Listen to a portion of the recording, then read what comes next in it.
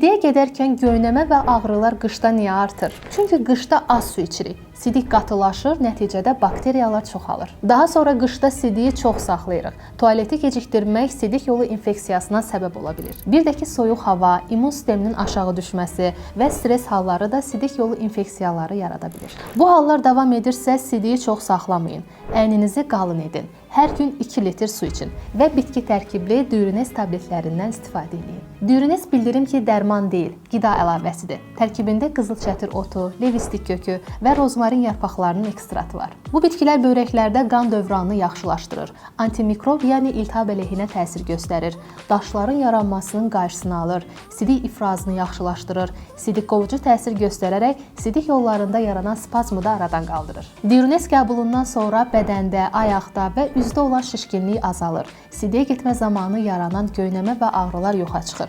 Polşa istehsalı olan məhsulun bir qutusu 1 aylıq müalicə üçün kifayət edir. Məhsul bildirim ki, bütün apteklərdə də mövcuddur. Sonda isə bir nüansı vurğulamaq istəyirəm. Əgər sidiyə gedərkən göynəmə ilə yanaşı qızdırma və sidikdə qan halları da müşahidə edirsinizsə, mütləq həkimə müraciət edin. Videolarımızın davamının gəlməsini istəyirsinizsə, bəyən düyməsindən basmağı və kanalımıza da abunə olmağı unutmayın.